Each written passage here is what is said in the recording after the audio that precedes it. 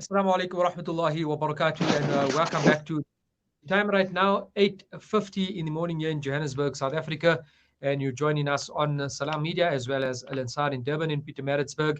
And this particular interview is being streamed out on our Facebook page, facebook.com/Salam Media, as well as on our YouTube channel live at the moment. Now, most of South Africa, or 90%, or perhaps even more than that, the churches and mosques around the country, synagogues and temples have all been reopened under lockdown level number 3 with certain regulations in place. However, in the epicenter of our country, where the virus is spreading quite rapidly in the Western Cape, Cape Town area, the Muslim Judicial Council has recommended that mosques stay closed for another month due to the risk of the spread of the novel coronavirus. Now, I'm joined online by the first Deputy President of the MJC, Maulana Abdul Khaliq Ali, right now on the program. Assalamu alaikum wa rahmatullahi, Maulana, and welcome to the program this morning.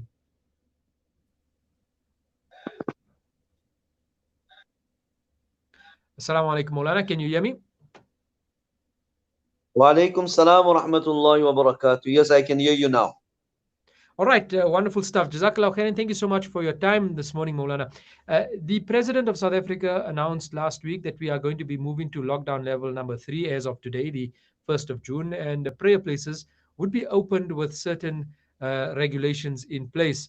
The MJC has, however, taken the road of caution. What was the reasoning behind your decision?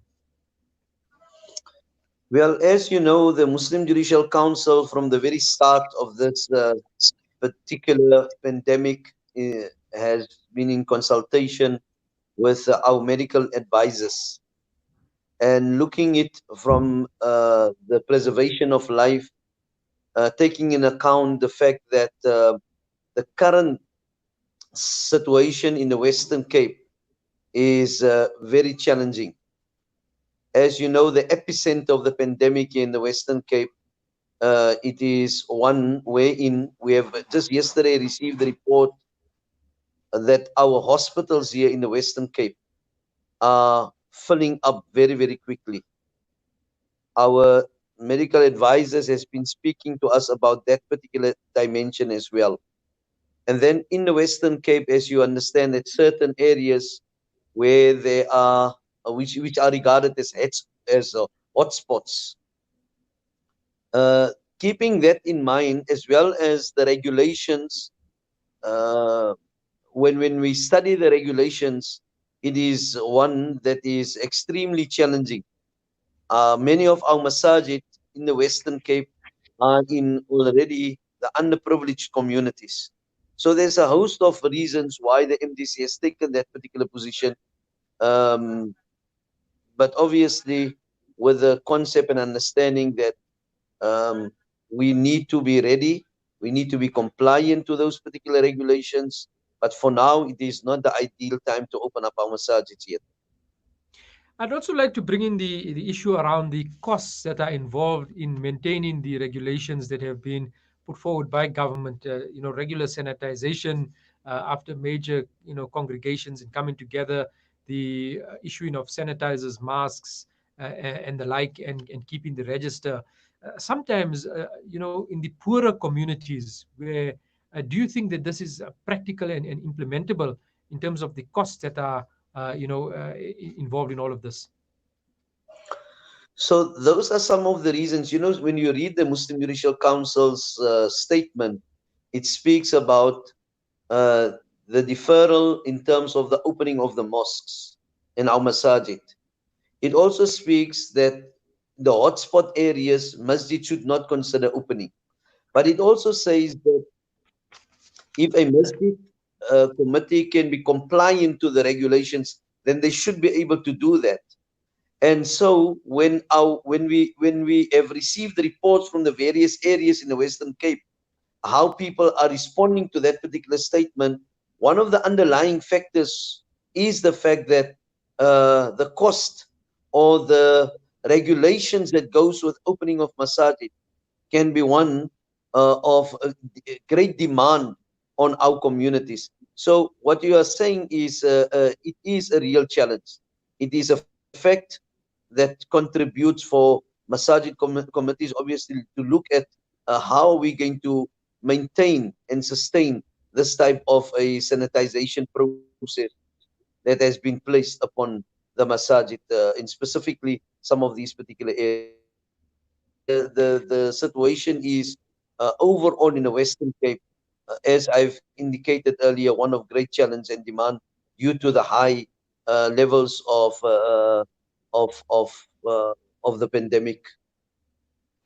The MJC and others like the Jamiat Ulama South Africa or the broader UXA constituents have come under some severe criticism, and from many other groups and organizations within the country, individuals. Sometimes the language that has been used has also been very, on an extreme level, and saying that in actual fact this is going against the tenets of Islam and the teachings of Islam, and that masajid should be opened. The contagion issue and the spread of the disease is not dependent on any of the external factors, but is a decision from Allah. And there's been a lot of social media, to and fro on this matter.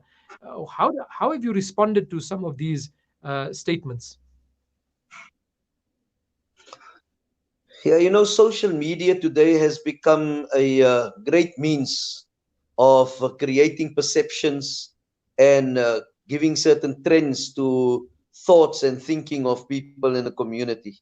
And sometimes, uh, we are challenged by how things are just being put out there in the community, and it is almost thrown out in the community.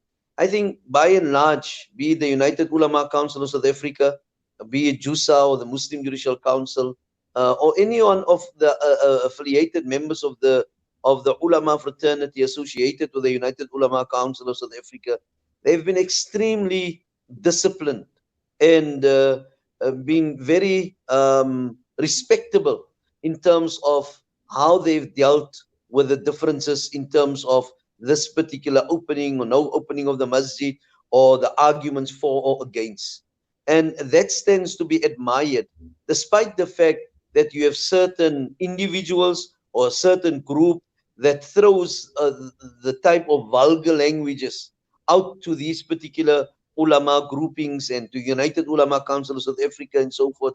And I think that is the message that we like to maintain and to get across. There can be a difference of opinion. There can be a difference of how people understand the method to be applied. All of this, I mean, we are 2 months into this particular situation and scenario as we find ourselves in now. It is uncharted. It is unprecedented. It is totally new to this community. And right from the beginning, when our Honorable Mufti Maulana Taha Karan, as well as the MDC leadership, has taken this particular position, we said the matter remains one where it continuously evolves. I mean, the fact of the matter where we are currently in the Western Cape, can you imagine? I mean, right in the beginning, we spoke about flattening the curve. We spoke about making sure that we don't have an exponential growth in terms of the pandemic. We spoke about the fact that what happens if our medical, if the hospitals are placed under strain and challenge. That is currently what is happening in the Western Cape. Can we for a moment think, and I mean, it has been proven by the fact by our medical team, and there's a global trend that plays itself out there. Can we think and imagine in terms of social gatherings, if there were no restriction placed upon social gatherings, and we saw what happened in Italy and other parts of the world, what would have happened? I mean, we have a global scenario with reference to the Baytullah, to the Makkatul Mukarram Haram Sharif, to Madinatul Munawwar, and we are extremely grateful to Allah that Masjidul Aqsa Mubarak has opened up yesterday. Masjidul Nabawi Sallallahu Alaihi Wasallam has opened up yesterday. We've been in contact with our brothers in Malaysia, in Turkey, in those particular areas. Masajid are still under those particular lockdown situations. So people will have a different approach. There will be different opinions. We don't have to go. Disagreement should not lead to disrespect. It should not lead to where we declare one another out of the fold of Islam. Disagreement should not lead where we where we draw in, or we draw the lines in terms of our interaction with one another.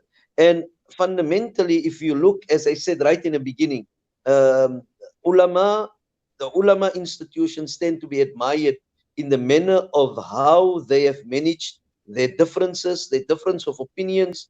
And likewise, our appeal would be to the ordinary person out in the street, to the layman, and to the broader community in our society.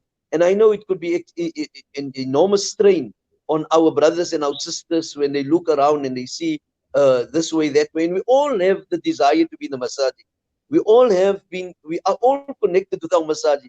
I mean, if you think in the Western Cape here, many of our masajid, their lives are the masajid. They work at the masajid, despite the fact, I mean, that we have imams who are underpaid, but they are connected and associated, and their life rotates around the masajid. Isn't it a desire? Isn't it a will to say that, listen, an aspiration that, Ya Allah, our masajid should be opening? But they are the challenge is in terms of how do we deal with the pandemic and with the crisis at hand. Mullah Abdul Khaliq Ali, we're going to have to leave it there. Jazakallah khairan. Thank you so much for your time this morning. May Allah keep you and all the people of your area, the Western Cape, and the whole of South Africa, entire humanity, safe from this virus. And you stay safe, go well. Assalamu alaikum wa rahmatullahi wa barakatuh. Wa alaikum salam wa rahmatullahi wa barakatuh.